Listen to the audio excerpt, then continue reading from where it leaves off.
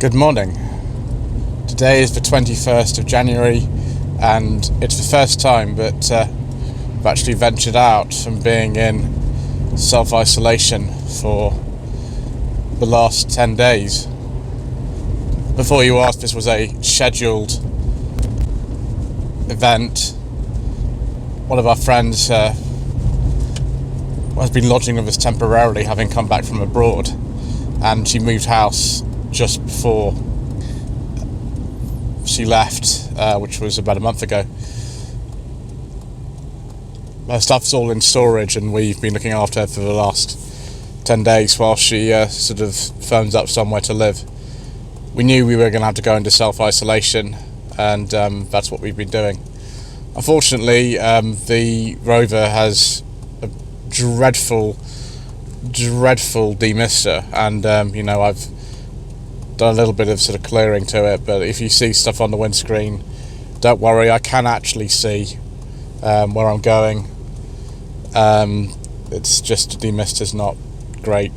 Hopefully during the journey that we are doing today, which is to do the first round of essential shopping since going into self-isolation. That was about 10 days ago, and also to go and visit my mother, who because she's over 70, is trying to avoid going out as much as possible, so I have to do her shopping as well, and that's where we're going. It's a very, very strange time at the moment, really. There's not a lot happening at these dealerships, but we're just passing here. Handy Kia and Honda and Mazda, and Handy Ford and Renault the other side of the road. This is just near the junction of the A335 and the M3, the southeasterly exit, and there's not an awful lot going on in these showrooms. They've got loads and loads of cars to sell, and the only thing you can do is click and collect. It's possible that there might be another Very Vague vlog coming up soon. This is, I think, number 17 in the Very Vague vlog series, which started back in April 2020 and has sort of continued on and off since then. But you can still click and collect, and actually I do have a job this weekend, funnily enough, to do for a client, now that I'm out of self-isolation, and the three of us in the house, our friend, my lady wife and I, we don't seem to have suffered anything, so we must be okay. We must all be fine. So now that's happened, we can go and I'm actually able to do my job again. Because the Rover was fixed just before the self-isolation period that we had by Mr. Coleman, I'm actually taking it today, and we're going to see just how good it is as a shopping car. It's actually pretty good. It's reasonably narrow, so you can fit into quite tight spaces. It's longer than some cars because this is the Saloon version, but the boot is very, very big. It goes a long way back, so actually you can fit quite a lot of stuff into it, and you do get some nice V6 noises when you join the motorway. Sadly, when you're actually in the position to play back the footage that is taken from driving this car on the motorway, you don't really hear the engine, which is a shame, because that's one of the main things about this car to enjoy. Doubtless, for the actual job we're using the Sanyong, because that has better fuel economy than this. It's got a few more features, and also I'm only really using this car now for shorter trips, partly because really that's what the essential trips are supposed to be in the current situation, but also it's just something we're keeping an eye on. We want to upgrade it to a proper metal thermostat housing after the problems we've been having. Car's already been through 2 thermostat housings in our ownership, so it's probably best to upgrade that to the metal one, which is more expensive but obviously better quality. And that is a part that's currently out of stock at the supplier, and I think they're exclusively made for DMGRS, which is a local company actually to this area. They're based in Southampton, and I'm just waiting for them to have stock of those to be able to fit one to this car. And Jordan, who you will have heard of many times, who also has a car with a KV6 engine, who lives very close to us, he's offered to do the job for us when that comes in.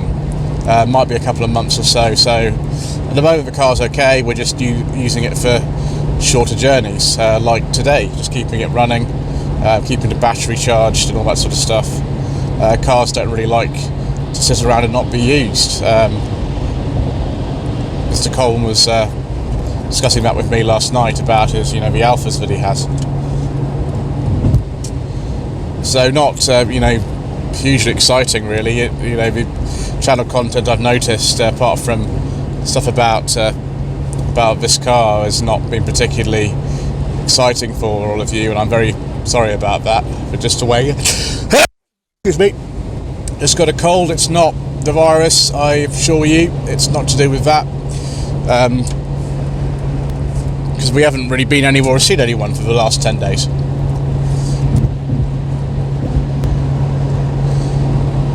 It's just funny to kind of be out again rather than being stuck in the house, and to be able to go and do stuff that normal people do. Even in the lockdowns, normal people go to the shops and things, and go and do some errands to their relatives and all that sort of stuff. Just nice to be able to do it again. So I don't really recommend self-isolation. It's not the most fun thing, but it is obviously necessary in the current world we live in. Oh, and finally the demister's actually worked properly. That's nice. The thing about a KV6 engine is it takes an awfully long time to warm up, and I did run it for a good couple of minutes whilst I was setting the camera and the mount and the microphone up before we started off. But even so, it's it's not been the sort of the